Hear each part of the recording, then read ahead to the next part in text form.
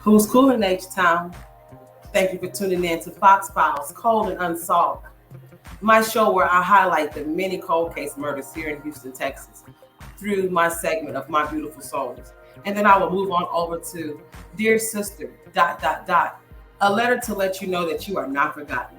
That's my segment where I highlight the many murders, kidnappings, rapes, and our missing sisters. I'm Cass, H-Town's Army brat. Let's get at it. In 2021, the homicide rate in Houston had increased 18% from 2020 and 71% from 2021. There were a total of 474 murders here in Houston in 2021 alone. And it only took 2 hours in 2022 for us to receive our first murder. And that is of this beautiful young mother of 3 who was murdered outside of a hookah bar.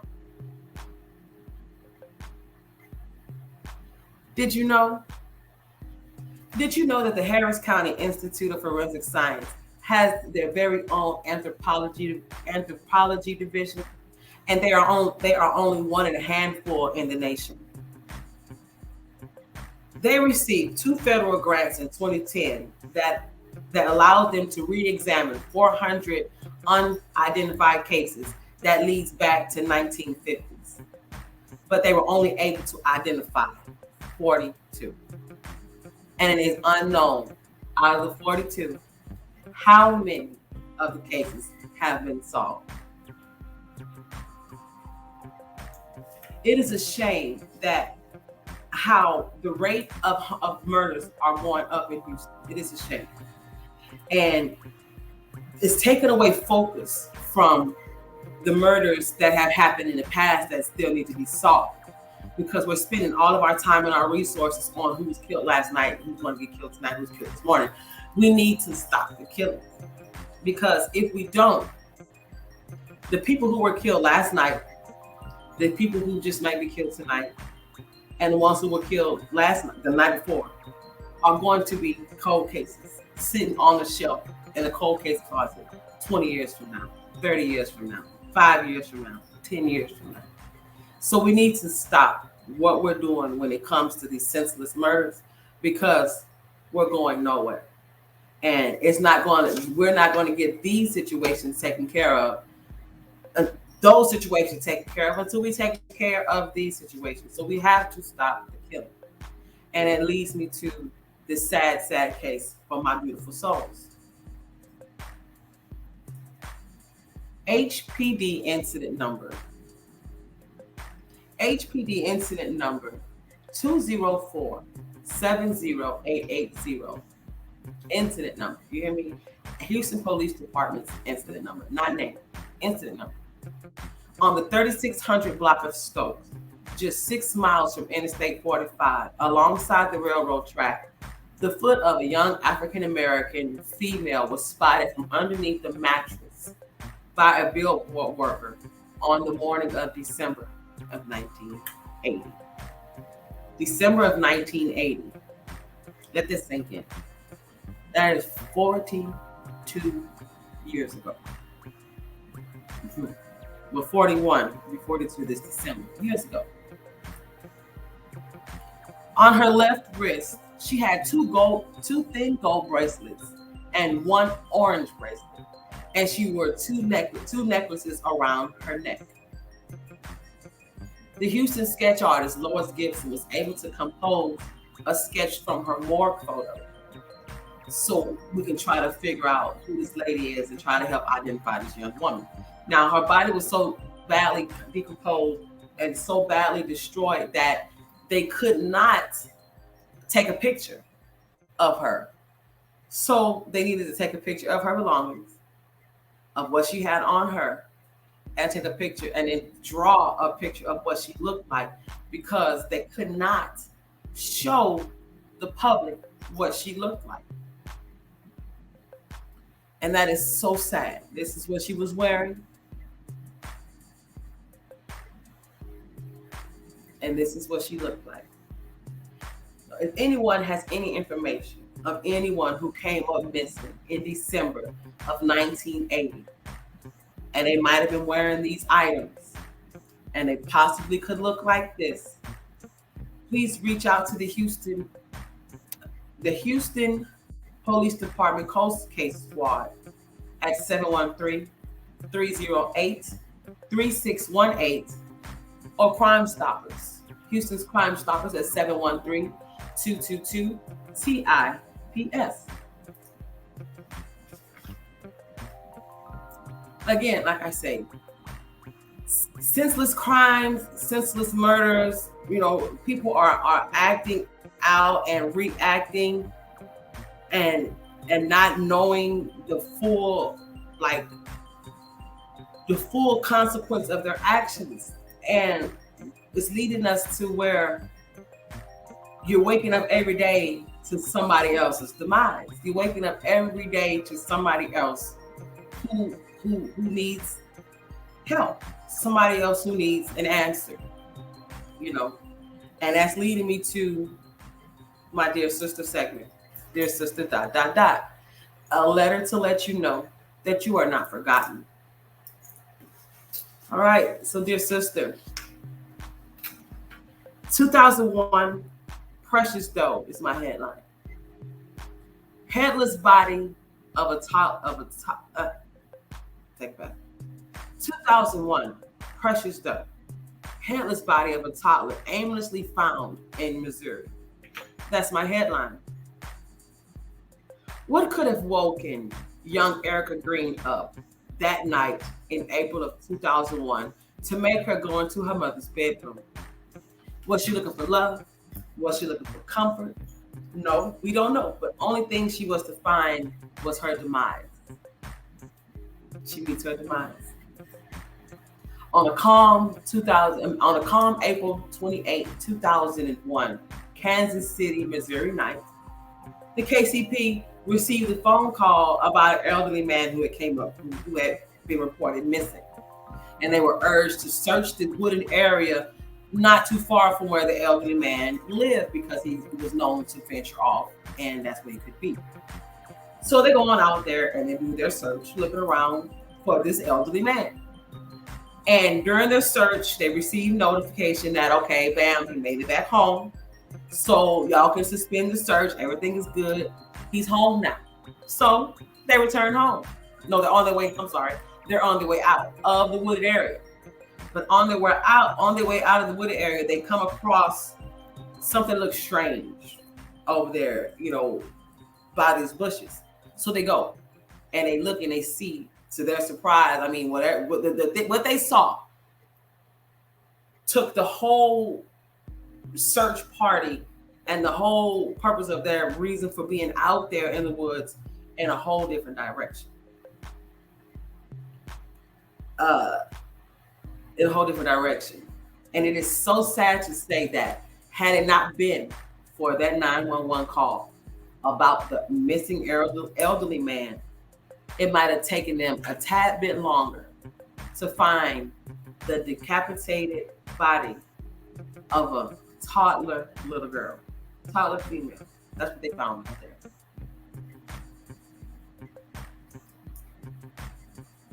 Although the officers were disgusted at the sight of this group's body, without provocation, without knowing anything, without realizing, without even understanding what's going on, they come across the head that belongs to this missing body.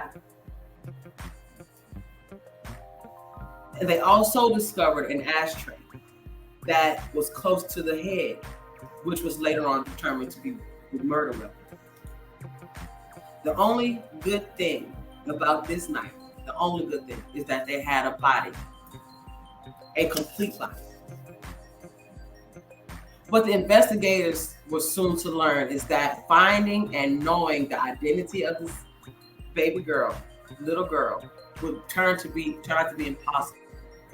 Therefore, they blessed this beautiful angel with the name of Precious Doe. From the painful medical examination, it was determined that she had been beaten to death, had multiple bruisings around her body and her head. She had multiple bruises around her body and head, proving that she had been violently beaten to death. So now the race is on. They need to find out who this little girl is, number one, who her parents are, number two, who would do this to her and why. They need to know who would just take this child, beat her to death, chop her head off, and toss her out like she belonged to nobody and to nothing. They needed to know who was responsible for the decapitated little girl. They needed who had been abandoned and thrown away like she was trash. And absolutely not one family member, not one friend of the family came forward. So with the love and the support of the community, they were able to give this beautiful little girl a proper funeral. The community gave the baby a funeral. And the police were absolutely floored. They could not understand what it is, who did this, why, what is going on, who, you know? So they couldn't like again show pictures of this baby.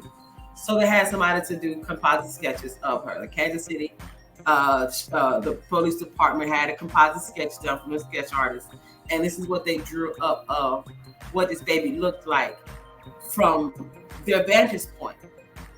And this is the images that they used on their own personal missing persons photos, on their own personal "Have you seen me?" flyers, on their own "Not have you seen me? Who am I?"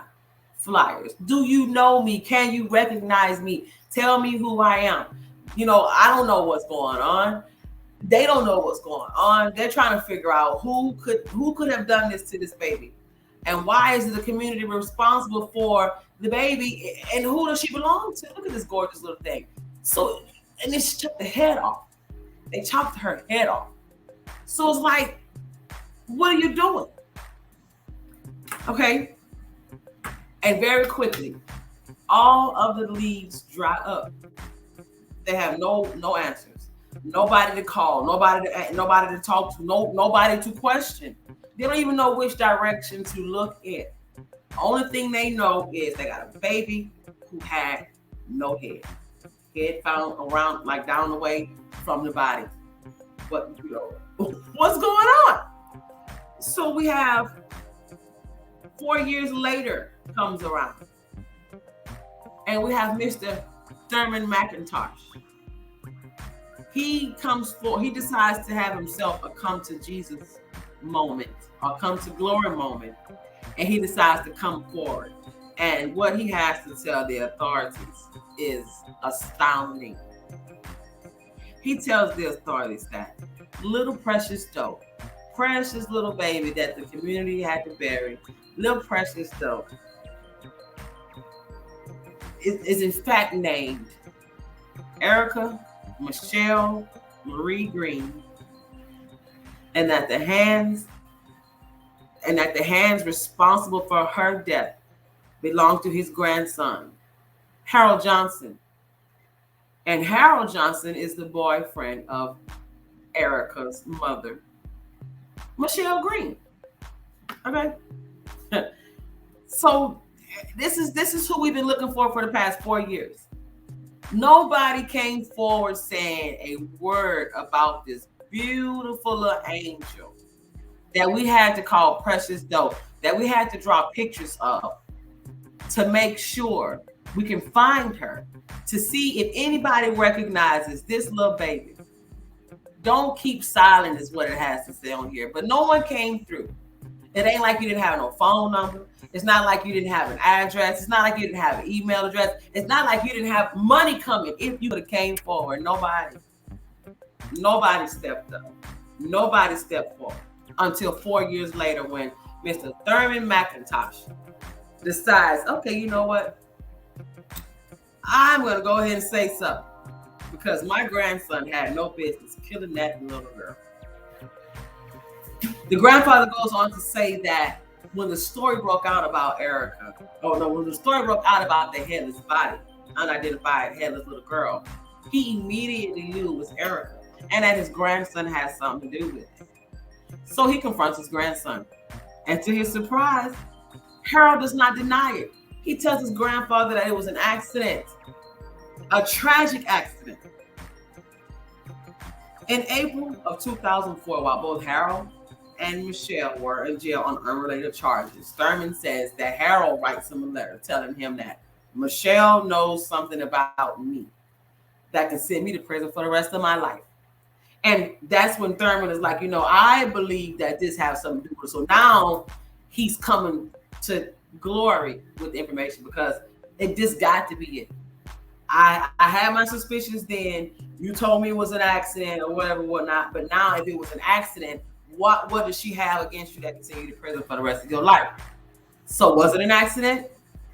He also goes on to say that one day he overhears Harold and Michelle talking, and they're saying the thing that they're saying to each other sounds like they could be talking about precious dough. But instead of him running to the police with the information that he had on his grandson and his grandson's girlfriend about their daughter, like I'm putting the pictures, grandson's girlfriend, daughter, who was found in the woods with her head chopped off. Nobody came forward. We didn't know who she was. Community had to put her to rest, put the little baby to rest. Our angel, precious dough, had to put her to rest.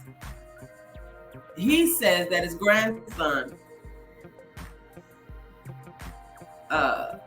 and Michelle were talking, and the thing that they were talking about sounded like they were talking about little precious dough. So he decided to come to the authorities with this information 4 years later, at this time, while they're in jail in Oklahoma. So, like I said, no longer living in Missouri. Harold and Michelle Johnson have a new life in Oklahoma, which they're now in jail in Oklahoma on unrelated warrant charges. Of course, all these warrants. So the warrants finally caught up with them. So on unrelated warrant charges, these two clowns are now locked up in Oklahoma. And now, and they have no way out. So there's no way of getting out of this. So he's afraid that she's going to say something that's going to, bam, send him to prison for the rest of his life. So granddaddy, help me because Michelle got something on me. Okay. When they were both brought back to Kansas City, they were questioned. They were questioned vigorously. They were questioned intensely. They were questioned by the authorities. And it took a minute for Michelle to break. She held off, but eventually she came on through and said, yes, that is my daughter. Her name is Erica. She is mine. And Harold is the one who murdered her. Harold is the one who murdered her.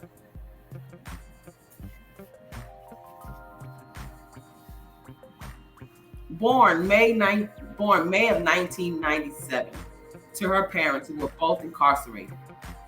Erica lived with Betty Brown because she had to live with a family. Her parents were in prison. She needed somewhere to stay. She had to live with her family. So Betty Brown, which is a friend to Erica's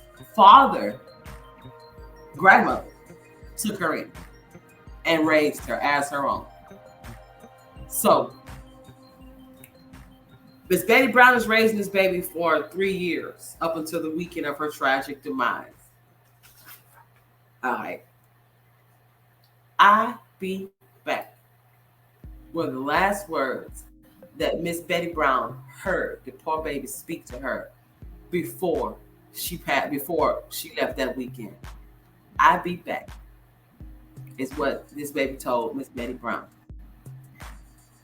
And Miss Brown couldn't do nothing but blow kisses to her and say, okay, I'll see you when you come back. And then little Michelle went on her way. All right. So according to Michelle,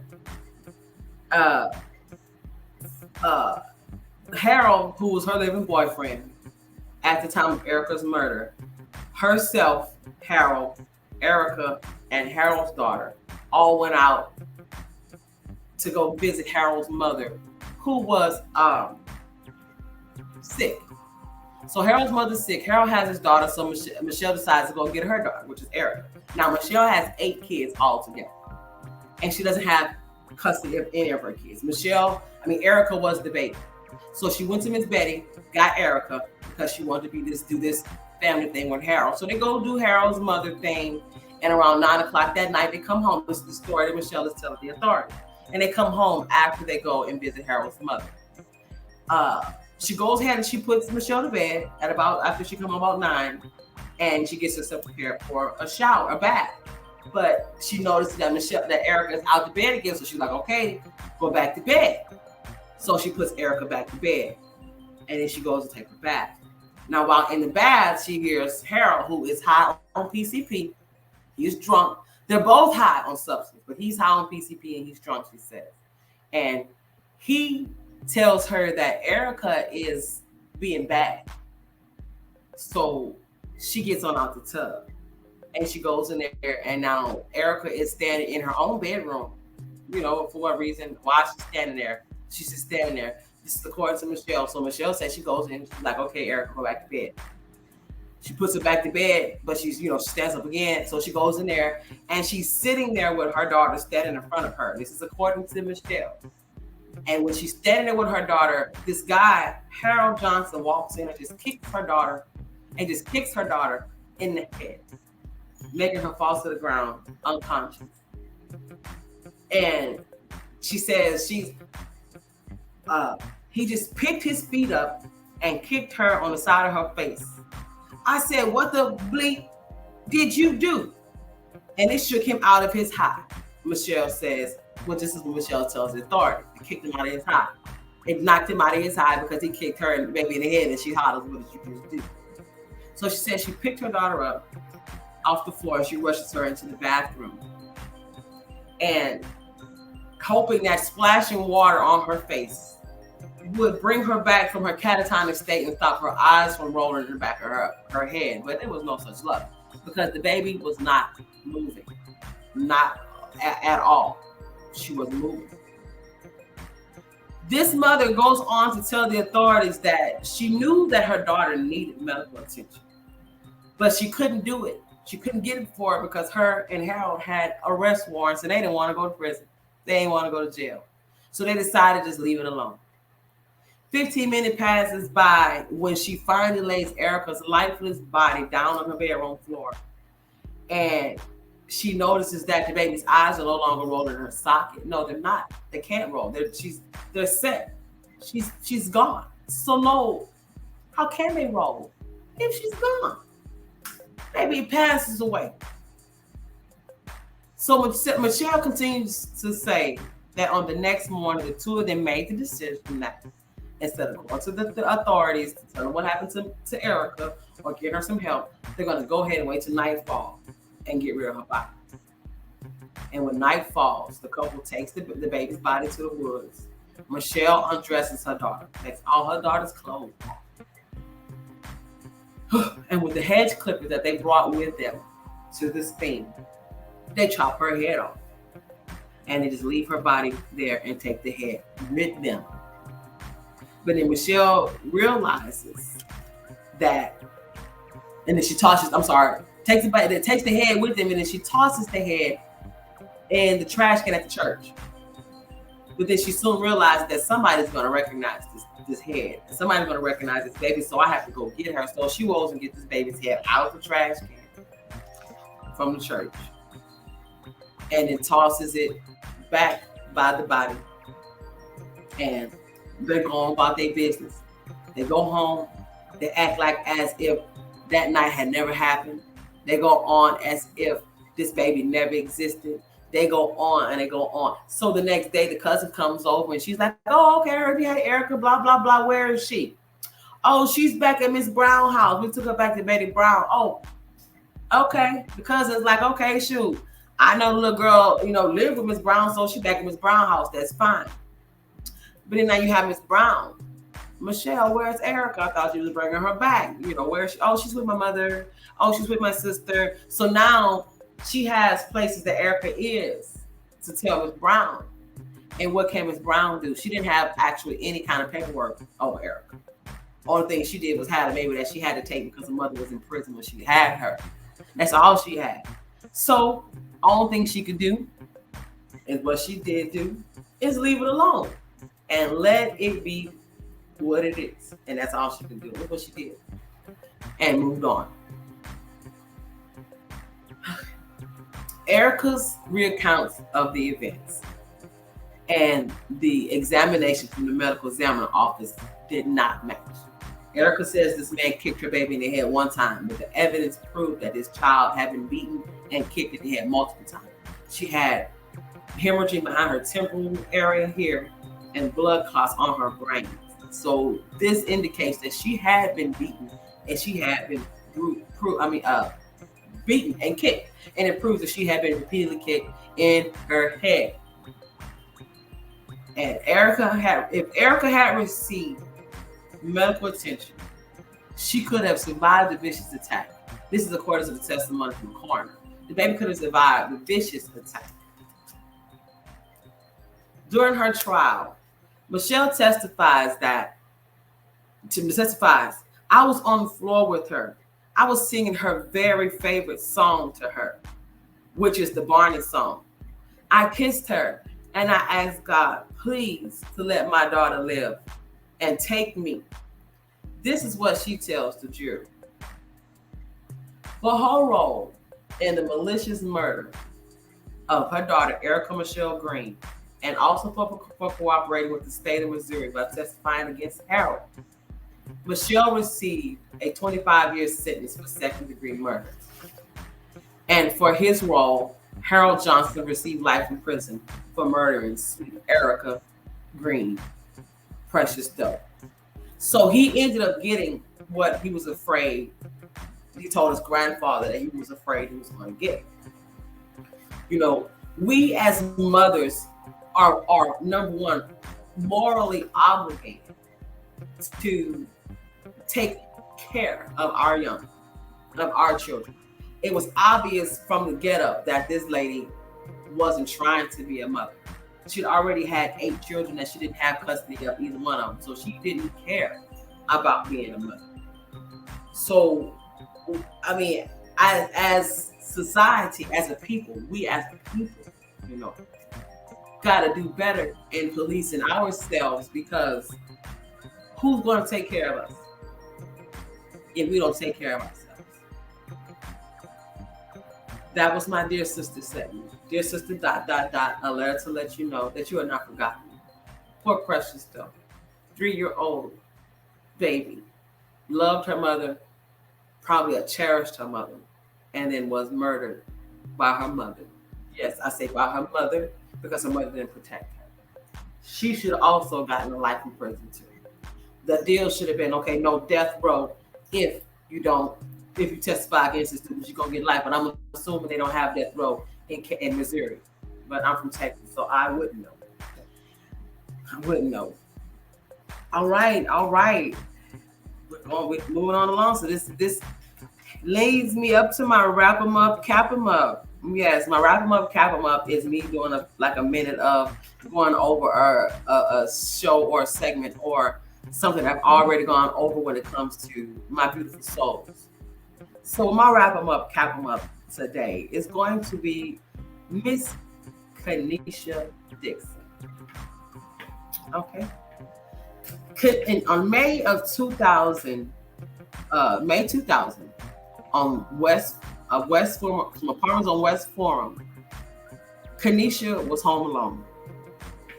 She received the knock on the door and she answered the door, only to be shot right there at the door. When authorities arrived to Kanisha's house, they see that she was laying, passed away on her floor in the living room, but she had a gun next to her. And with the investigating and all the canvassing and everything they had done, according to the authorities, according to the police, they were able to know that she just moved into the apartments 2 months ago. She did not have a boyfriend, and she lived with a male roommate.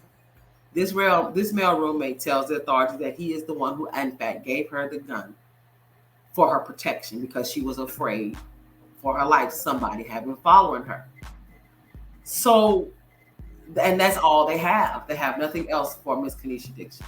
Nothing else for Miss Kanisha Dixon besides the fact that she was home alone. She had a gun. Somebody had been following her. Somebody had been threatening her. So she was afraid for her life, to where her roommate felt the need to give her a gun. And she didn't have a chance to use it because when she answered the door, boom, bam, that's the end of it. So here I am recapping because I did this story a few weeks ago, a few months ago, and with my recap, I have nothing new. There's no new information. No one has come forward with anything. So here I am again, asking if anyone knows Miss Kanisha Dixon.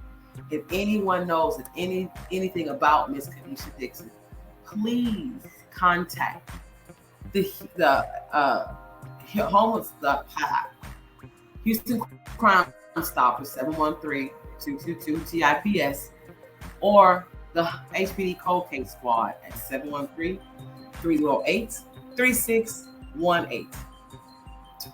All right, ladies and gents, I truly appreciate you for tuning into Foxxx Files Cold and Unsolved Season 1, Episode 1. So I'll come on again, and then I have my next show next week, and we'll go on to two new shows, and then we'll do our recap. I hope you truly enjoyed yourself, and I hope you got a good story out of this. People, we have to do better with our people. Love yourself. Love on yourself. If you don't love you, how can you love me? Peace.